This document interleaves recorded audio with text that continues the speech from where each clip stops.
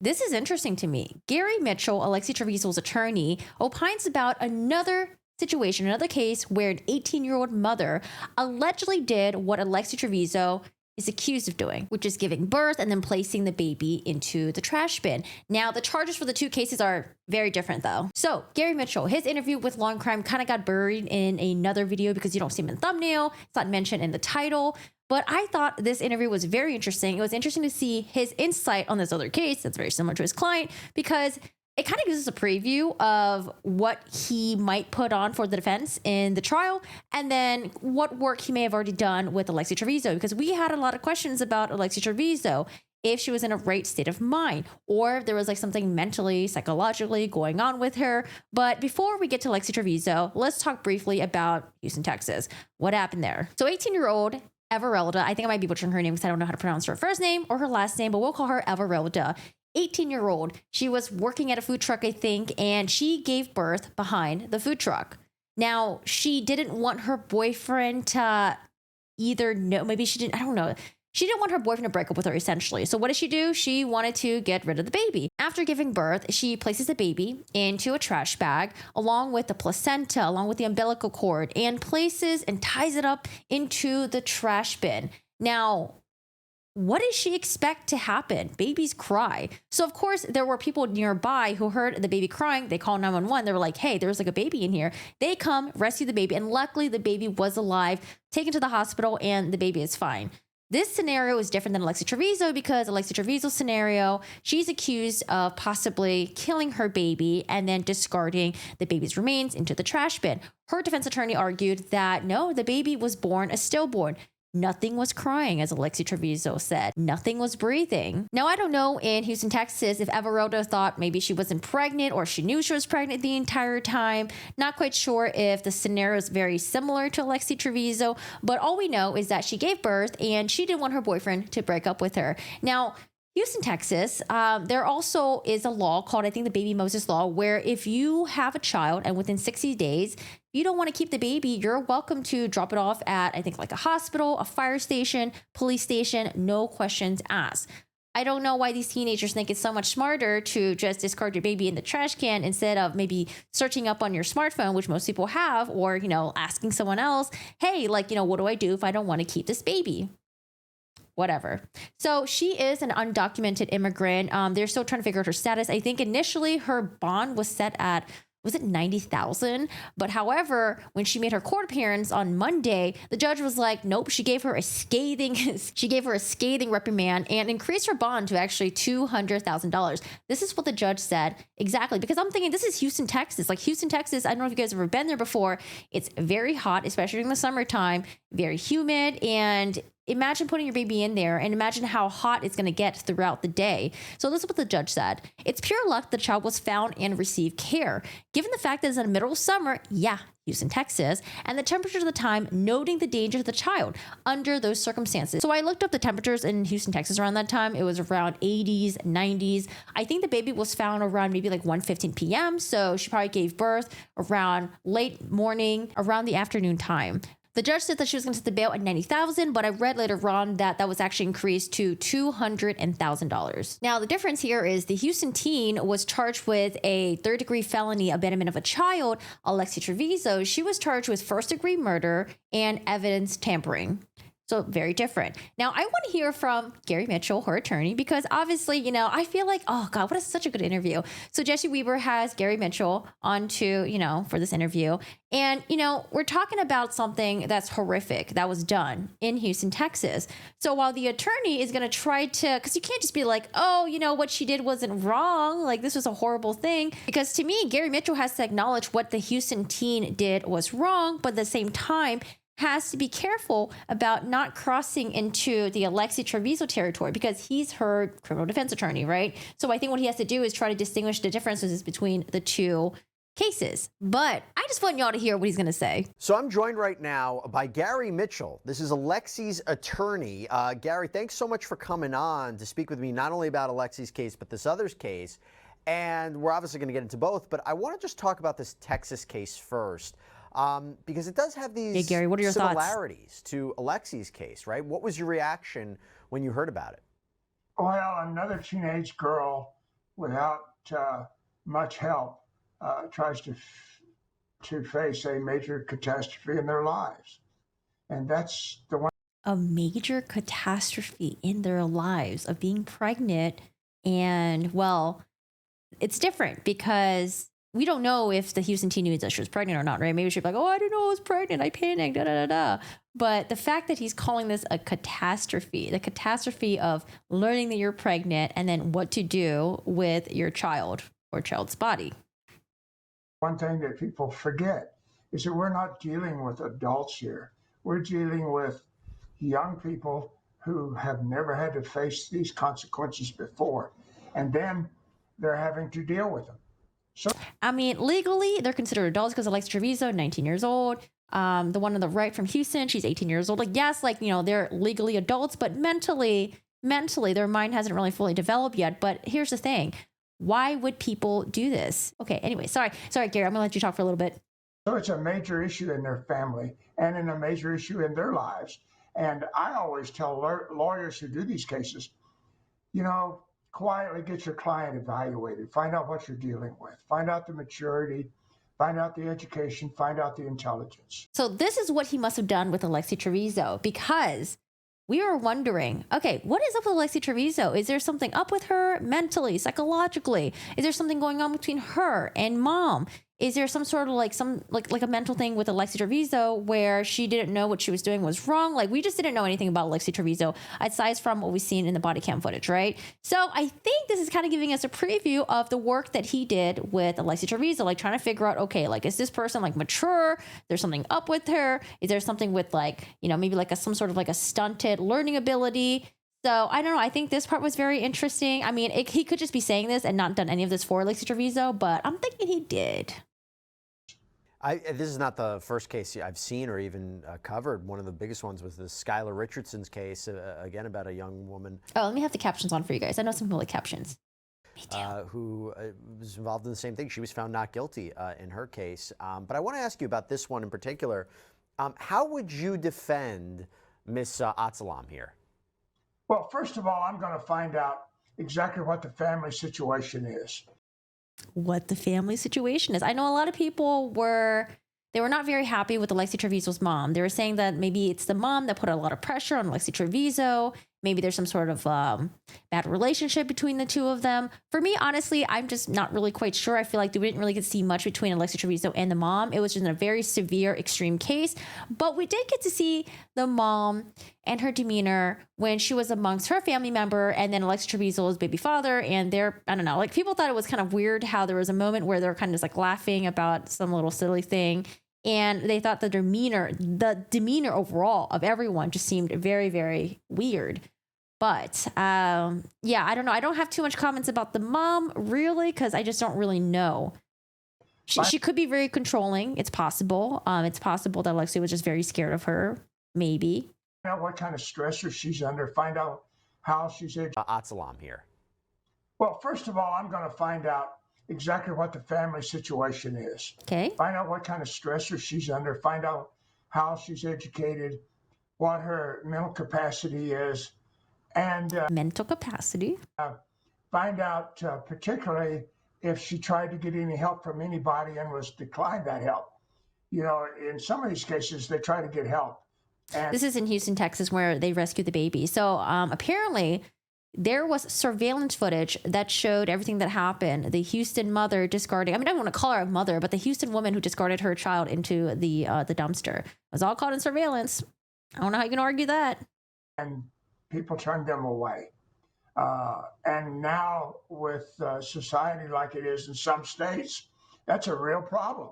And being able to think that you can go and get help from a doctor or perhaps a nurse or a midwife, and you find out in that state that you're likely to get prosecuted if you go and say anything. So what is he talking about? Okay, I like Gary Mitchell, but sometimes when he's talking, I'm a little confused what he's talking about.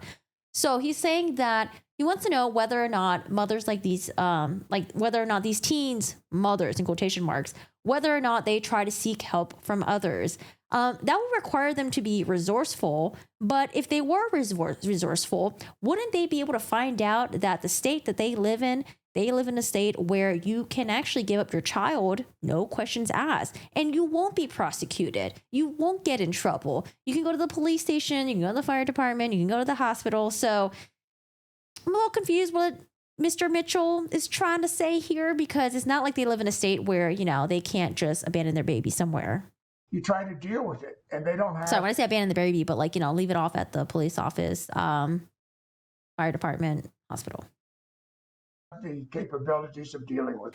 You find out in that state that you're likely to get prosecuted if you go and say anything. So you try to get prosecuted if you go and say anything. Deal with it, and they don't have the capabilities of dealing with it.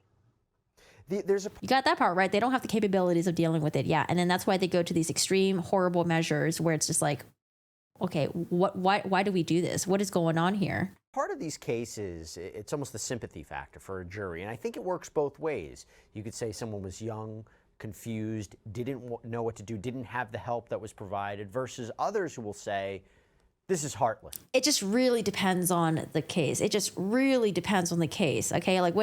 For Alexee Trevizo, when you're at a hospital and you're surrounded by people who work at the hospital, and there's that cord that you could have pulled for help, whether or not the child was born alive, whether or not it was a stillborn, I feel like that's going to be really hard for the jurors to sympathize with Alexee Trevizo.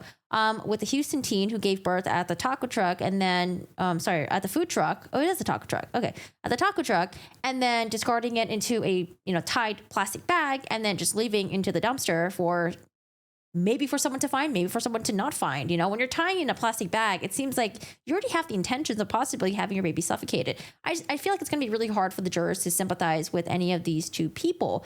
Now, there could have been a scenario where, a mother did abandon a child where you could garner sympathy for the mother. But in these two cases, I just don't see it. And then similar with Alexis Avila, same thing, New Mexico, but she got what did she get again? 15, 20 years or something like that. The jury obviously just didn't sympathize with her at all. How could you do that? So how do you approach cases like that? Didn't know what to do, didn't have the help that was provided, versus others who will say, this is heartless. How could you do that? So how do you approach cases like that? Because I could see it both ways. Tell us, Gary. Well, you've got to try to get your clients, if I'm representing the defendant in these cases, you've got to get their story told to the jury in a sympathetic way. Okay, I think this is a big thing too. Hold on, keep listening. And you've got to put those jurors walking in their shoes or walking in their stead, so to speak. And to do that, it's going to require a lot of work from teachers, from classmates, from family, and probably some sociologists certainly talking about what is the nature of their culture. Okay. And what kind of stresses are placed upon them. For example, classically in these cases, we look for an aunt or we look for a grandmother. And if they don't have an aunt or a grandmother, then they've got real problems to deal with by themselves. Because boyfriends don't deal with this stuff very well. There's a couple of things in this case. Sorry, I think I missed. Okay, I thought he was getting to another point. Just hold on. The one that I mentioned at Texas, if there's surveillance footage, is that tough to talk about that in front of a jury? Yeah. Well, not anymore because everything's surveilled. Between Facebook, between all. I think that's still tough, man. I think that's still really tough because I think the jury likes to see nowadays when you're looking for evidence, the jury likes to see videos. You have videos, you got pictures, things documenting something happening, showing that okay, this person gave birth, and then, she goes towards the trash can and then she discards something in there and it looks like it might be a baby infant. That could be really strong for the jury. All the social media, between what you and I are doing right now, between all of the Ring cameras on doorbells, all of the security cameras, we expect to have some footage somewhere along the line. And I think people have learned to understand and appreciate that to a certain extent. Doesn't change the mindset, doesn't change the angst, doesn't change the desperation. It doesn't? Right. Sorry, no, my dog I keeps moving the camera. And I guess the interesting. I don't think when Jesse was asking him that question, I don't think that's what Jesse meant. Oh God, my dog. Okay, I'm trying to push my camera back, but my dog his body's resisting. I might be lopsided for a little bit. I'm sorry, y'all. Aspect about these cases, and I think they're almost unpredictable in a way that each one's a little bit different. There was something you said about telling the story. I always say in self-defense cases that it's almost necessary for the defendant to take the stand to explain why they need to use deadly force. Yep. Do you think in these kinds of cases, when you're talking about young mothers, and obviously it's their decision if they want to take the stand, but do you think it's sometimes necessary for them to tell their side of the story about why they did this and take the stand and testify? You know, I'm sort of a long ranger among criminal defense attorneys when it comes to that, because I think they have to almost always testify. This is the part that I thought he was getting into. So I'm like, okay, is he going to try to get Alexee Trevizo to testify? Because I think she does have to go up there and testify to the jury. She needs to talk about her state of mind. She needs to talk about the months leading up to, you know, when she gave birth, that she truly didn't know. Like she said she didn't know, right? Like she needs to go up there and be able to convince the jury that she truly did not know. And that when she did give birth, the baby for sure was a stillborn and she panicked and then she did what she had to do. And then when she left the bathroom, I don't know, try to convince the jury that she was in complete shock or something. So, you know, Gary Mitchell says that, you know, he might be a lone ranger in this, that, you know, he feels like the defendant would have to almost always testify. So maybe we will get an Alexee Trevizo on the stand to testify if this does go to trial. And I say that because, you know, there's some issues with the evidence and all that. Because if they don't, then you don't get the understanding that jurors will get from watching somebody or listening to somebody talk or seeing the struggles that they went through to get where they were. And in this particular instance, I certainly think that that's going to be necessary at some point in time, because it's hard for a mother of a daughter like that to explain, or to a boyfriend to explain. It's far easier if a jury can get it straight from the person that it's happening to. Because earlier he mentioned about, oh, you know, if the person doesn't have a mother and aunt, that's going to be really hard. I wasn't sure if he meant like having a mother or an aunt to testify and talk about the struggles of this person that's being accused, the defendant, or if it meant that not having an aunt or a mother to help them in the situation if they found out they were pregnant, blah, blah, blah. Like, I don't know. I was a little confused what Gary Mitchell was talking about, because I felt like when Jesse would ask the question, Gary Mitchell wouldn't really, like they were kind of like on two separate levels, you know, they weren't really on the same plane. And you've got to we have a country western saying out here that you got to walk a mile in their boots to understand what they're going through. And so I always tell jurors, you've got to walk with them. You've got to understand what they're going through. And when you understand that, then you can make a judgment, but not until then. Right. Well, that brings me now to Alexee. So who knows, you know, maybe Alexee Trevizo, when she goes up there, you know, if she goes up there to testify, maybe the jury will side with her. I don't know. I mean, we already have a lot of information and all the stuff that we saw about Alexee Trevizo. I feel like it's going to be very, very hard. She has to be a very compelling witness. And as I don't know, when she's going to testify, I think she's like 20 years old now, still young. I don't know, inexperienced. He's going to do a lot of prep work with her. I'm going to have to do a lot of prep work. And then you got to do the cross-examination. Oof. I don't know. That's a tough one. I don't know. Case, and I want to talk a little bit more about this. So, Gary, what is the current status of the state's attempt to have the New Mexico Supreme Court overturn the suppression of evidence ruling? Has the court even indicated that they want to listen to this issue, that they even want to take up this case? Where are we with that?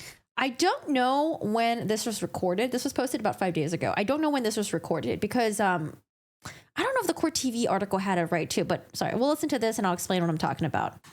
Well, we won't know until the Supreme Court makes a decision on that. The case has been appealed, so we're stayed right now. The state has, in New Mexico, an automatic right to appeal on a suppression type issue where the evidence has been suppressed, like it was in this case, because of the doctor's betrayal of the doctor-patient privilege, in this case, the hospital's betrayal of the hospital-patient privilege, and frankly, the police officer's failure to even warn Alexee of her Miranda warnings and tell her she had a right not to talk to anybody. All of them failed her. All the adults in this case failed her. I mean, honestly, I thought it was really interesting that he would say that all the adults in Alexee Trevizo's life failed her. I mean, what about her duty as a mother? What about her role as an adult to the infant child that was born? Whether or not it was born alive, whether or not he was born stillborn. It's a sad comment, and the judge understands that. I mean, this stuff was videotaped. We had all the medical records that we gave to the judge. We had the fact that the judge is a learned individual herself, particularly when it comes to medical training. She has some medical training. So Judge Jane does? Judge Jane does? Judge Jane does? The judge in this case understood exactly what was going on with the timetable and what was going on with the failures by the hospital and the doctor and such. So that's the situation we have. Unlike other cases, Lexi went to the hospital for help. She didn't go there to hide anything. She went there for help. She didn't know. And I know a lot of people on the internet want to say, well, she had to have known. No, she didn't have to know. 1 in 2,500 women that are pregnant, are getting ready to give birth, don't know that they were pregnant. And we aren't saying that, oh, it's completely impossible for you to not know, because there are women who do give birth and they actually do not know. We're just not really sure if it applies in Alexee Trevizo's case. I mean, it's an astounding statistic. A lot of women, a large percentage of women, by the 5th month do not know that they're pregnant. So it's not unusual. And certainly for somebody that's a teenager that doesn't have all the training necessary to understand the biological circumstances of giving birth. I mean, I don't think you need all the training necessary. I think if you're giving birth, you know you're giving birth, and then you probably call the hospital for help. You don't really need training. Did she not take health classes? Wouldn't have that knowledge. So she went there for help. So is he saying that, like, had she had training in giving birth, certification, that the outcome would be different? Didn't get it. And then she got betrayed by everybody, all the adults involved in this case. Damn, he's getting all of his talking points in. I feel like we're seeing the previews of the opening statements. And I say betrayed because, I mean, they should have known better. They should have told her she was pregnant, 1. 2, they should have checked and seen how close to delivery she was. That's just a basic requirement of emergency room medicine. And when they didn't, they shouldn't be able to come in there and say, all right, we need to use all. Have you guys ever been to the ER before? So if you guys ever go to the ER, when you get your test results, you don't get them ASAP right away as soon as they're available. There's some times and delays because you're not the only patient there. There's other patients that are there as well. The doctors are attending to other people. They're doing other things, writing reports, maybe looking at other labs and stuff like that. But it's not like you get a personal ER doctor that's assigned to you and they are only assigned to you and no one else. As in, they don't have any other patients. I don't know. Gary talks about like, oh, I've been on the board of the medical blah, blah, blah, and I know this stuff, da, da, da. But like, I don't know if you ever go to the doctor, it's like, there's times where you kind of just sit there and you just got to wait for your results. I don't know. I don't know if people are really going to look into this and buy what Gary's saying, where it's like, oh, we're going to blame the doctors completely because they had the results and they didn't give it to her right away. Like, yeah, because they were probably doing other things. I mean, if it is found that they're just being negligent completely and they just weren't working at all, they were like, busy in the break room, like scrolling on TikTok or something like that when they're not on break. Like, I don't know, maybe he has a case there. But I mean, honestly, I feel like, when you're going to the ER, they're busy. They have other things to do. Her reactions to this and try to punish her and convict her of first-degree murder based on this evidence or lack thereof, or evidence that's not in good faith, not Mirandized, and not in violation of privileges. If this evidence is not allowed in trial, is there going to be a trial? Do you think the prosecution moves forward with the case? So the evidence that it seems like I said, the Alexee Trevizo case, a lot of it's like sealed. So we think the evidence that the trial judge did not allow in would be the body cam footages, the statements that the hospital staff made to the police, and then possibly the surveillance footage of Alexee Trevizo going from the hospital room and running into the bathroom and then coming back afterwards. I don't know if the statements that the nursing staff, the hospital staff, the statements that they made to police in like interviews months later, I don't know if that is included. I'm not really quite sure because we're only getting bits and pieces from this case. Either mostly from Gary Mitchell. Thank you, Gary Mitchell. Mostly from Gary Mitchell. And then sometimes we'll hear a little bit of statements made by the state. But I feel like the state has been pretty quiet about this. I hope not. I hope that's it. If this evidence is not allowed in trial, is there going to be a trial? Do you think the prosecution moves forward with the case? I hope not. A lot of people are going to be pissed if the case is not moved forward. I hope that's it. I hope this ends it. It should end it because otherwise we're just going to be trying to try a case based upon hearsay, gossip, rumor, and speculation, guess, and conjecture. And that's never a wise thing to do in the American justice. Well, okay, so let's say all the listed evidence that I mentioned earlier are excluded, right? What does the state have? The state has, there was an infant found in the bathroom. They know that Alexee Trevizo went into the bathroom, right? There's evidence, there's eyewitnesses saying that, like, you know, they saw her coming out of the bathroom. I don't think that violates HIPAA or anything like that. In addition, they'll have to do, you know, they did the autopsy and then they deemed that the child died of entrapment, right? And I feel like you would just have experts go up there and talk about, okay, well, this is how the child passed away. This is, like, you know, what we looked at in the autopsy, blah, blah, blah, blah. And then defense will put on their experts. So, I mean, I feel like you would still have a case, no? Wouldn't you still have a case?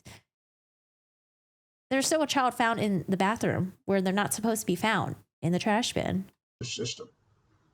In other words, you're saying the whole prosecution's case against Alexee is built upon her alleged statements that she made at the hospital. No other evidence, really? I feel like Jesse seems a little bit reluctant to believe what Gary Mitchell is saying, but I feel like Jesse, you know, he does a really good job at making sure these people who come in to interview, making sure that they want to come back because they're not going to be badgered and stuff like that. Like, I feel like he can go a little bit more harder, but I think he, like, kind of does it, like, subtly. Yeah, no other evidence. There is no other evidence. It's what happened at the hospital. That's the extent of it. There's, I mean, we've interviewed lots of witnesses. We've talked to lots of people. The boyfriend didn't know. None of her classmates knew, despite what you may read on the internet. There's been nobody come forward under oath and say, hey, she knew. And that's what we're wondering. We're wondering if the state has contact with any of her classmates, friends, family members, boyfriend, to see if anyone said that they knew, or there's any communications, texts, you know, email. I don't know if they even do email communications with teenagers nowadays, but texts, instant messages, TikTok, blah, blah, blah, Snapchat, all that stuff. I believe her. She passed. Sorry, I don't think TikTok you can message people, right? I don't think so. Maybe you can't. I don't know. The polygraph test, keep that in mind, that she thought the baby was not alive. That's a huge deal here. Wait. Okay, and so the polygraph test, I'm glad that you brought that up, because to me, I was like, I don't know if I care about the polygraph test. But we find out that in New Mexico, I think it's the only state that allows polygraph tests in trials. He'll get to it. I'm sorry, I already spoiled it. I'm sorry, Gary Mitchell, I spoiled it for you. But real quick, would those polygraphs be allowed at trial? They are in New Mexico. We're the only state in the union that allows them, and we do allow them. They're done in accordance with our rules. Maybe they should change that. And this one was done by one of the foremost polygraphers in the state. I think the foremost polygrapher in the state. And just the eyebrows, you know, his eyebrows are furrowing right now. He's like, did an excellent job, and she passed resoundingly. So, you know, the fact that she even took one is impressive. But the fact that she passed it, I mean, she's just, in some ways, very naive, but in other ways, just an honest, hardworking young woman who found herself in a jam and went to the right people for help, but the right people didn't give it. Wow, what a way to phrase it. This is why I love listening to criminal defense attorneys, because they piss me off and I don't agree with them. But it's always interesting to see how someone can twist something. I mean, that's his job. You know, no hate towards Gary Mitchell whatsoever. No hate. At least not yet. I don't know. I think Gary Mitchell seems okay. By the way, Gary, if the Supreme Court of New Mexico decides to take up this case and listen to it, when is the earliest this trial would happen? Next year sometime. Okay, interesting. Yeah, because right now it's supposed to be, I think, either next month. No, it's supposed to be October, I think. And I was like, I don't think that's going to happen. Interesting. Now, on a separate point, right, my understanding is there was a lawsuit that was filed against the hospital alleging that the treatment that Alexee got, that is what caused the stillbirth. What can you tell us about that? And if that will factor into the criminal case in any way? Right. So Gary Mitchell, I think he's the one who's also filing that lawsuit as well. Yes, I think he is. They're alleging that the hospital staff never told Alexee Trevizo she was pregnant. They never confirmed whether or not she was pregnant before administering morphine to her. And morphine, and along with other concoctions of other stuff that they gave her, is what contributed to the stillbirth. Yep. Raising her eyebrows a little bit, you know? It won't factor into the criminal case. And yes, there's been a lawsuit based upon medical malpractice filed. and based upon a violation of HIPAA, based upon a violation of the privilege, based upon the giving out of all of her records, including her social security numbers. I mean, all of that confidential information was just given out. And for the life of me, I can never understand why. So like law enforcement?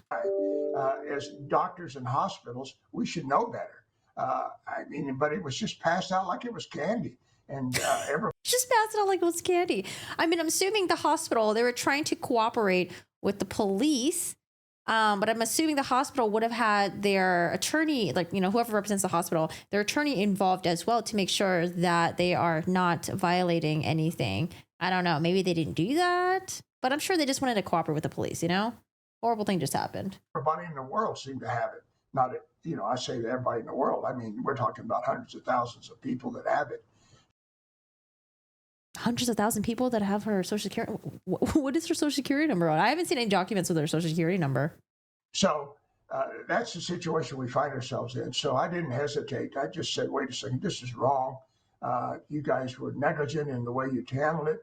You waited 50 some odd minutes to even tell her that you didn't tell her she was pregnant. You let her go to the bathroom and have a baby. Or is he talking about, like, was it on body cam footage and then they didn't, like, bleep it out, blur it out or something? I don't know if I remember that. Baby in the bathroom, and you didn't handle it. You waited 50 some odd minutes to even tell her that you didn't tell her she was pregnant. You let her go to the bathroom and have a baby in the bathroom, and you didn't think that maybe the reason she has to go to the bathroom is she's getting ready to give birth. Gary, no. Can you imagine being pregnant and then telling the hospital staff, like, hey, I gotta go use the bathroom? You're there, you're pregnant, maybe you're about to give birth, and you're like, hey, I gotta go use the bathroom. Hospital staff's like, no, we won't let you go to the bathroom alone. You can't go alone. We have to go with you, because what if you go and give birth and then you dump your baby into the trash can or something? Like, I don't know. That's such extreme right there. I mean, that's a classic indication. What was the hospital staff supposed to do? Were they supposed to go there in the bathroom with her, invade her privacy? Wait, just so we clarify this before we wrap things up. All right, Jesse, go. What was the reason that they didn't tell her, or allegedly didn't tell her? Oh, never mind. I don't know. To this day, honestly, that's a great question. I'm going to write that down after you and I conclude this interview and make sure I ask it. I want to know the answer to that. Why didn't you tell her? Did he not do depositions already with the hospital staff? I mean, why did are they, by the way, are they denying it? Are they saying, no, we did tell her? Oh. My assumption was, I think, sorry, not my assumption, but from the interviews with the police, I think they told her, hold on, let me think. Because there was a positive for the urine. I don't remember if they told her about the positive for the urine, but I know they did a blood test to find out if she was pregnant and how far along she was, possibly. And after she came out of the bathroom, that's when they gave her the results of the positive, or sorry, not the positive, of the blood test, saying that she was pregnant. And that was when she was like denying it, even though at that point she had already given birth. That's what the hospital staff said. I don't remember if they told her about the positive urine test before she went to the bathroom. I don't remember. Maybe they did. No, I got them under oath saying we didn't tell her. Interesting. The nurse that was taking care of her said we didn't tell her. Wait, so he says he had them under oath saying they didn't tell her. So that means that he already asked them. Like, oh, why didn't you tell her? That means he already asked. No? I'm so confused. What's going on here with Gary? Are they denying it? Are they saying, no, we did tell her? No, I got them under oath saying we didn't tell her. Interesting. The nurse that was taking care of her said we didn't tell her. The physician that was taking care of her said we didn't tell her. They never told her.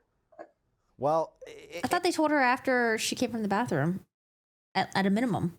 It's an interesting case. It's a tragic case. It's a sad case. But Jesse's like, I don't know how to respond to some of your comments, but yeah, it's an interesting case. Mm-hmm. Yeah. Mm-hmm. I've covered these before, and they can go in very different ways. And particularly, I agree with you, Gary. If the state can't introduce that evidence, I would think they may reconsider moving forward with it, because that's really the crux of their case. But we shall see. We have these two different situations in two different states. We wanted your perspective.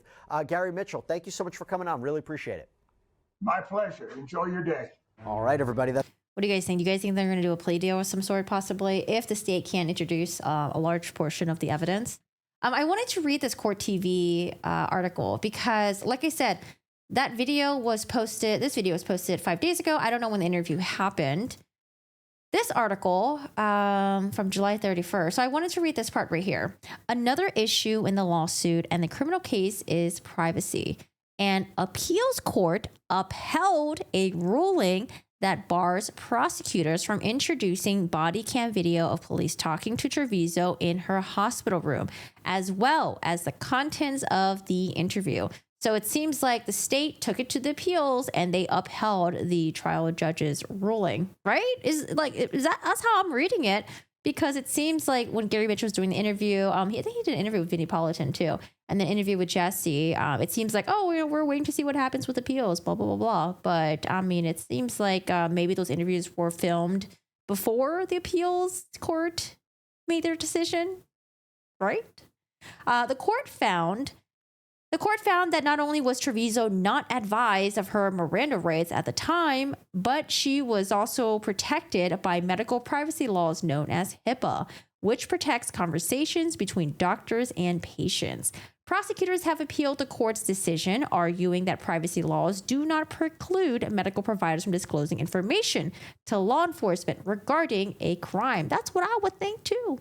In its appeal, prosecutors have argued the presence of Trevizo's mother in the room negated any expectation of privacy. I've already discussed that, where I was like, I don't know if that's a strong argument, because sometimes when you do go to the hospital, sometimes you do seek medical care, you do have like a family member that's present with you, right? Just to have that support system. And just because you have them in the room with you doesn't mean that you're all of a sudden going to expect that, there's no, privacy between you and your medical provider. So I don't know. That to me was kind of like, it seems like a weak argument in my opinion. But yeah, I don't know. So it seems like the appeals court already made their decision.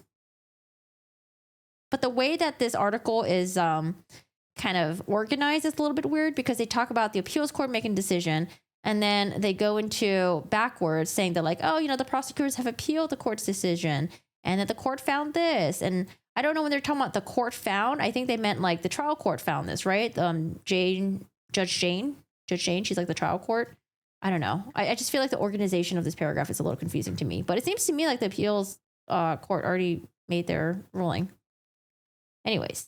Mitchell has also asked the judge to move the upcoming trial, arguing that the intense media attention surrounding the case will prevent a fair trial. In the motion, he warned that he expects the trial itself will take at least 6 weeks, not including jury selection. 6 weeks. I'm actually really surprised that he thinks it's going to take 6 weeks. I thought it would be like 2 to 3 week type of thing. He said voir dire, if done properly, will take weeks in order to ferret out those jurors who have an agenda fostered by social media. Social media bad. Prosecutors say any media attention has been the result of Mitchell's own efforts, noting to date, no one from the state has made statements to the media about this case. To the extent there has been any editorialized reporting, the bulk relates to articles generated by public statements made to the defense and not the state. Yeah, because Gary Mitchell, he's been doing all these interviews, he's been giving out statements and stuff like that. And the state's like, yeah, you're the one who's generating more publicity for your client. All right, so that's just like a little update with Alexee Trevizo. Yesterday we covered, what did we cover yesterday? Oh, yesterday we covered Sarah Boone. Sarah Boone has to represent herself in court. If you guys haven't seen that, check it out. The live stream has the entirety of it. Or if you just want to see just a portion of Sarah Boone in the court, it took a lot longer than normal because there was a lot of back and forth between Sarah Boone and everyone else because, she was trying to play catch up, trying to figure out what's going on. She did have arguments about certain things, but I just felt like it just took a lot longer than it needed to because you have someone who's representing themselves and they don't know what the hell they're doing. They're trying to keep up with everyone else who knows what they're doing. And that's a really tough one. So if you guys haven't seen that, go check out the Sarah Boone video. And yeah, I hope you guys have a good one. Take care. I guess like and comment the video, and I will see you guys. I think this week we have another Sarah Boone hearing on Friday, and then also Karen Reed. There's gonna be the motion to, motion to dismiss. I think the judge is gonna address that. So we'll see what happens with those two cases. I'll see you guys on Friday for the live stream. I was gonna live stream this one, but I was like, I don't need a live stream. I'll just do the video instead. All right, guys, have a good one. Bye.